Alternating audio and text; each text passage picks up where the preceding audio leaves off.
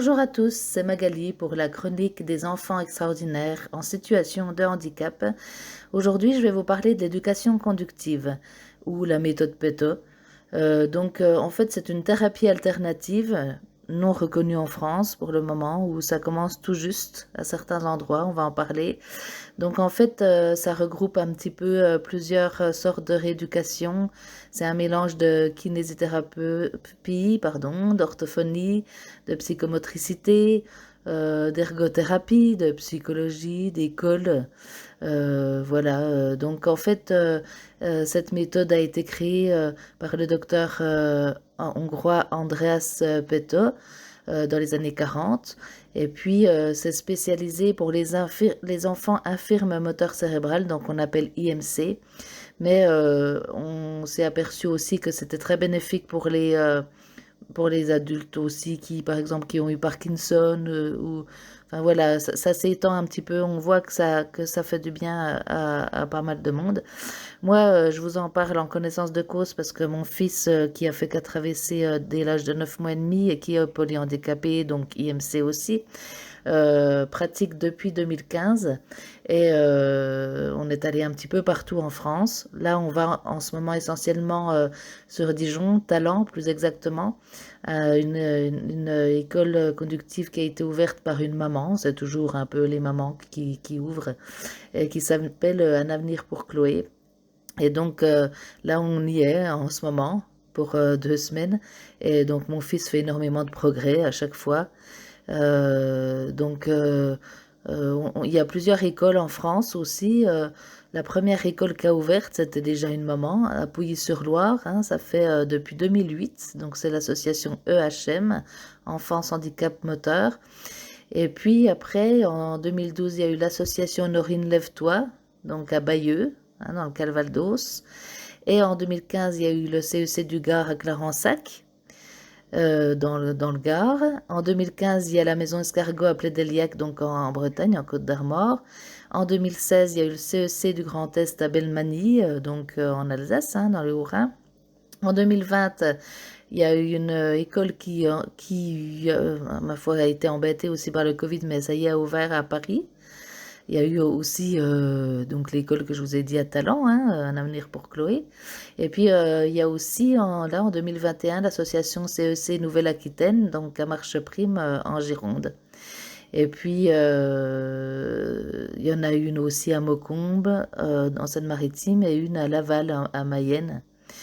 Voilà, donc nous, on a testé, hein, on est allé en Bretagne à 2 endroits différents. On est allé dans le Tarn, on est allé donc en Alsace, on est allé à Clarensac dans le sud, on est allé bien sûr à la première, à Pouilly-sur-Loire, et puis là, donc on va à Dijon, j'espère que j'en ai pas oublié.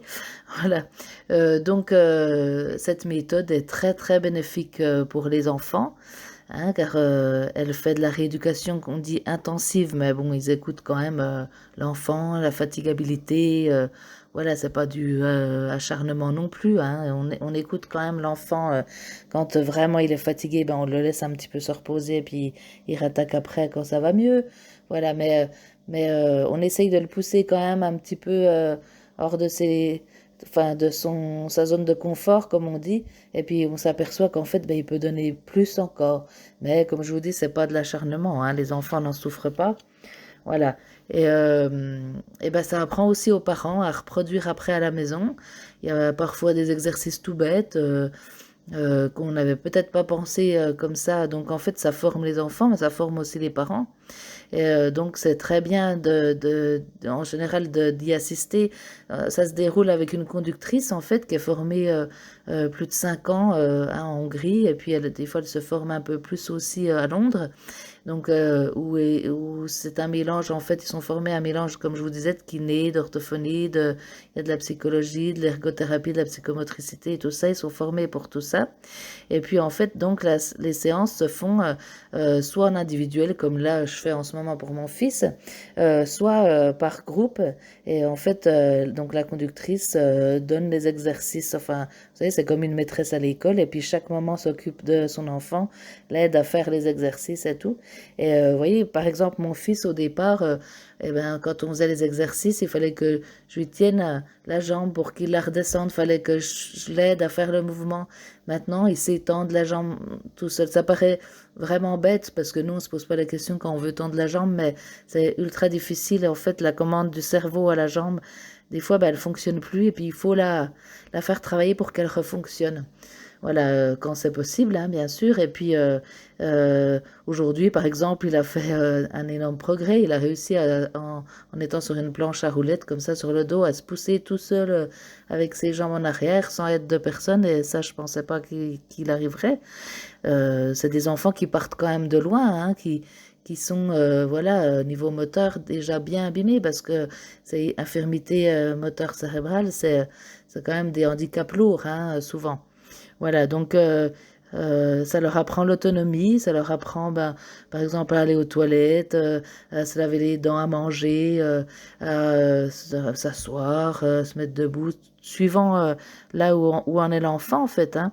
Et ça lui apprend aussi à bien se positionner pour pas s'abîmer plus, pour pas que sa spasticité empire. Donc on a tout un petit peu des tuyaux.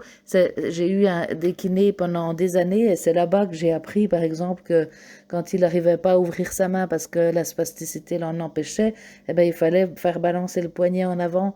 C'est des trucs tout bêtes, mais qui m'ont énormément facilité la vie, à moi, la maman, et puis certainement à lui aussi, de savoir juste ce petit détail-là. Parce que les kinés, ben, ils n'ont jamais pensé à me le dire. Voilà. Et donc, ils nous apprennent aussi un petit peu aussi à nous comment, par exemple, porter, comment faire en sorte que ce soit plus lui qui fasse les transferts. Enfin, c'est vraiment, vraiment super. Et il y a certains centres qui commencent à être financés par l'ARS, mais c'est très, très lent. Et ben, on espère qu'à Dijon, ça va aussi arriver. Parce qu'autrement, ben, comme c'est des thérapies alternatives non reconnues en France, eh ben, c'est financé par les parents, hein, parce que ben, fois la maman qui a ouvert l'école, il faut financer la conductrice, il faut payer les locaux, il faut payer le matériel, et puis c'est énormément cher. Par exemple, pour une année d'école conductive, la maman qui ouvre l'école doit trouver à peu près 80 000 euros. Hein, donc voilà, c'est pour ça que les parents, chacun finance, on va dire qu'en moyenne, une semaine d'éducation conductive, c'est 250 euros. Après, quand on va un petit peu partout en France, eh ben, il faut trouver à se loger aussi.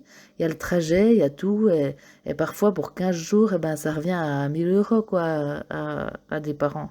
Donc, nous, quand il n'y avait pas si près, eh ben, on allait un petit peu partout en France à chaque vacances scolaires. Et puis, ça nous coûtait entre 6 et 8 000 euros par an. Donc là, on espère que ça nous coûte maintenant moins cher avec l'école de Dijon qui est pas loin. Et puis surtout, si c'est financé par l'ARS, que ça nous coûte même plus que le trajet, quoi. Voilà. Donc je voulais mettre la lumière sur cette méthode. Bien sûr, il y en a plein d'autres. On en reparlera dans d'autres chroniques. Mais l'école conductive, voilà, c'est vraiment très très bien pour la rééducation pour ces enfants IMC. Alors, si vous voulez voir un peu plus, j'ai une page Facebook, Association Léo contre les AVC, où je mets souvent les vidéos quand on va à l'école conductive, et puis comme ça, vous pouvez voir un petit peu ce que c'est.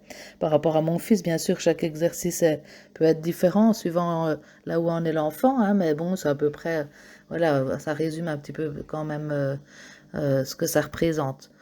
Voilà, bah écoutez, j'espère que ça vous a plu et puis bah, je vous dis à une prochaine chronique. Bonne journée à vous. Au revoir.